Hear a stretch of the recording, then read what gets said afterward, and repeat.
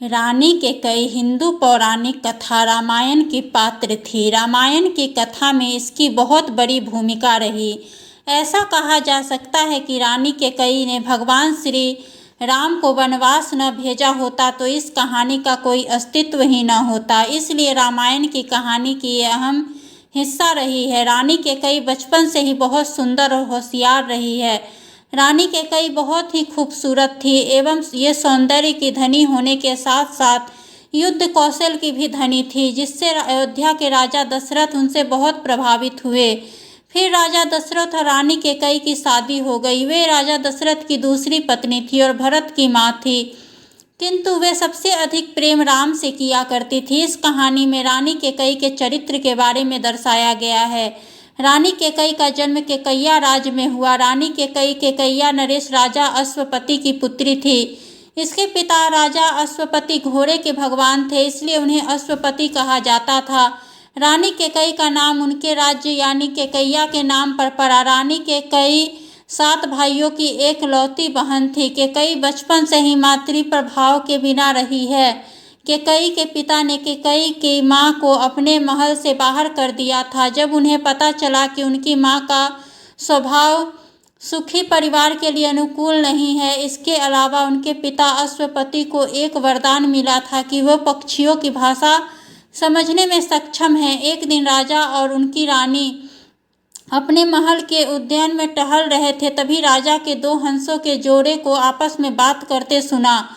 उनकी बातों से राजा बहुत ही खुश हुए और दिल से हंस पड़े, जिससे उनकी पत्नी की जिज्ञासा बढ़ने लगी।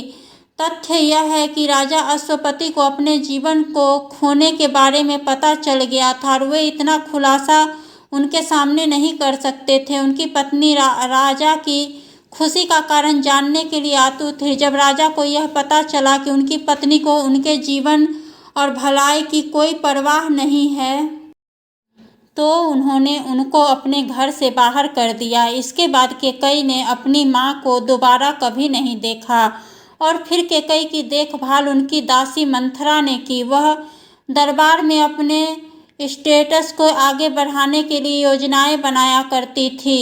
इस तरह रानी कैकेयी का बचपन और शुरुआती जीवन व्यतीत हुआ। एक बार अयोध्या के राजा दशरथ को कैकेयी नरेश अश्वपति ने अपने महल में आमंत्रित किया। उनके स्वागत के लिए सभी महल के द्वार पर उनकी प्रतीक्षा कर रहे थे।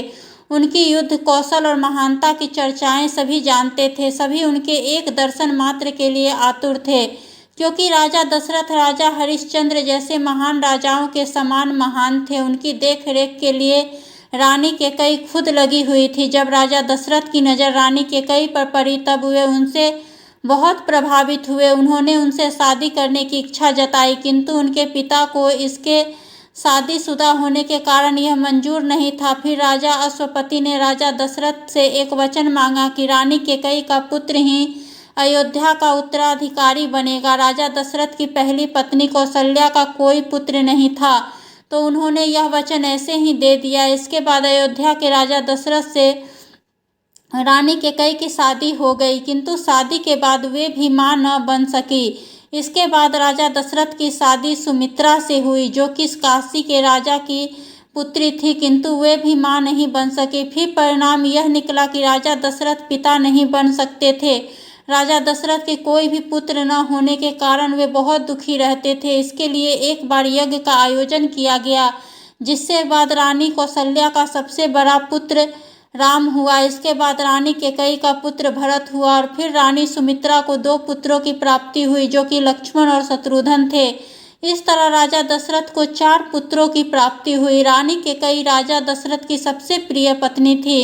राजा दशरथ कैकेयी के सौंदर्य और साहस के कायल थे। कैकेयी सौंदर्य की धनी होने के साथ साथ युद्ध कौशल की भी धनी थी। वे राजा दशरथ के साथ युद्ध में भी उनका साथ देने जाती थी। एक बार देवराज इंद्र संभरासुर नामक राक्षस से युद्ध कर रहे थे, किंतु वह राक्षस बहुत ही बलशाली था। उसका सामना कोई भी देवता नहीं कर पा रहे थे। ऐसे में वे राजा दशरथ के पास सहायता के लिए गए। तब राजा ने उन्हें संभरासुर से युद्ध करने के लिए आश्वासन दिया और वे इस युद्ध के लिए जाने लगे। तभी रानी कैकेयी भी उनके साथ जाने के लिए इच्छा जताने लगी। राजा दशरथ भी रानी कैकेयी को अपने साथ युद्ध में ले गए। युद्ध की शुरुआत हो गई। युद्ध के दौरान एक बाण राजा दशरथ के सारथी को लग गया, जिससे राजा दशरथ घोड़े से डगमगा गए। तब उनके रथ की कमान रानी कैकेयी ने संभाली। वे राजा दशरथ की सारथी बन गई। इसी के चलते उनके रथ का एक पहिया गड्ढे में फंस गया। संबरासुर नामक राक्षस लगातार राजा दशरथ पर वार कर रहा था, जिससे राजा दशरथ बहुत अधिक घायल हो गए। यह देख रानी ने रथ में से उतरकर जल्दी ही से रथ के पहिए को गड्ढे से बाहर निकाला और खुद ही युद्ध करने लगी। वह राक्षस भी उसके पराक्रम को देखकर भयभीत हो गया और वहां से भाग गया। इस तरह रानी कैकेयी ने राजा दशरथ के प्राणों की रक्षा की। राजा दशरथ भी रानी कैकेयी से बहुत प्रभावित हुए। उन्होंने रानी कैकेयी को अपने 2 मनचाहे वरदान मांगने को कहा। रानी कैकेयी ने राजा दशरथ से कहा कि आपके प्राणों की रक्षा करना यह तो मेरा कर्तव्य है, किंतु राजा ने उसने फिर भी वरदान मांगने को कहा। रानी ने कहा कि अभी मुझे कुछ नहीं चाहिए, इन 2 वरदानों की आवश्यकता भविष्य में जब कभी पड़ेगी तब मैं मांग लूँगी। तब राजा दशरथ ने उन्हें भविष्य में 2 वरदान देने का वादा कर दिया। राम रानी कौशल्या के पुत्र थे। ये राजा दशरथ के सबसे बड़े पुत्र थे। राम रानी कैकेयी और राजा दशरथ के सबसे प्रिय पुत्र थे। वे सबसे अधिक प्रेम राम से ही करते थे। छोटे से रानी कैकेयी ने राम पर अपना अधिकार जताया। राम भी रानी कैकेयी के सबसे ज़्यादा करीब थे। वे उनकी हर बात मानते थे। मिथिला के राजा जनक की पुत्री देवी सीता के स्वयंवर में राम ने भगवान शिव का धनुष तोड़कर सीता से विवाह किया।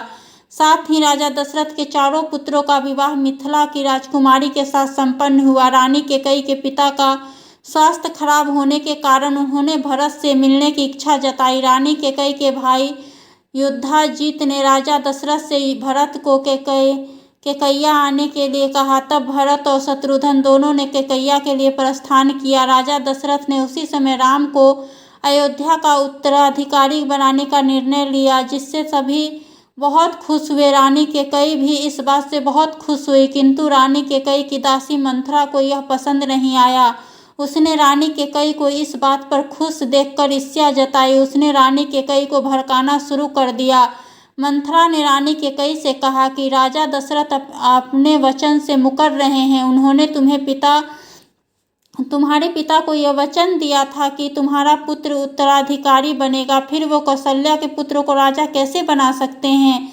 यह सुनकर रानी मंथरा पर बहुत क्रोधित हुई। मंथरा रानी कैकेयी से कहने लगी कि कैकेयी, आप बहुत भोली हैं, आप राजा दशरथ का छल नहीं समझ पा रही हैं। इस तरह मंथरा रानी कैकेयी को भड़काती रही।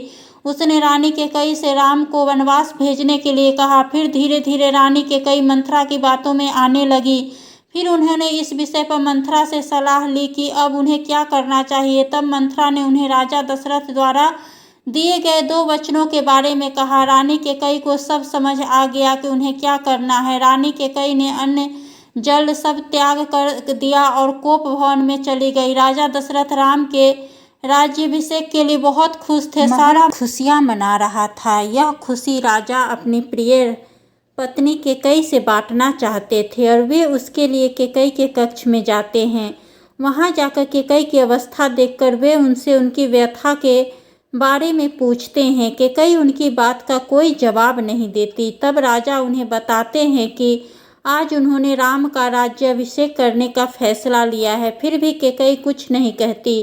राजा द्वारा फिर से पूछे जाने पर कैकेयी उनसे कहती है कि आप उनके अपने दिए हुए वचनों से कैसे मुकर सकते हैं। आपने मेरे पुत्र को उत्तराधिकारी बनाने का वादा मेरे पिता से किया था, फिर आप राम को राजा कैसे बना सकते हैं। यह सुनकर राजा चौंक जाते हैं और कैकेयी को बहुत समझाते हैं, किंतु कैकेयी फिर भी नहीं मानती। राजा दशरथ भी अपने फैसले पर अडिग रहते हैं। तब रानी उनके द्वारा दिए गए 2 वरदान मांगने को कहती है।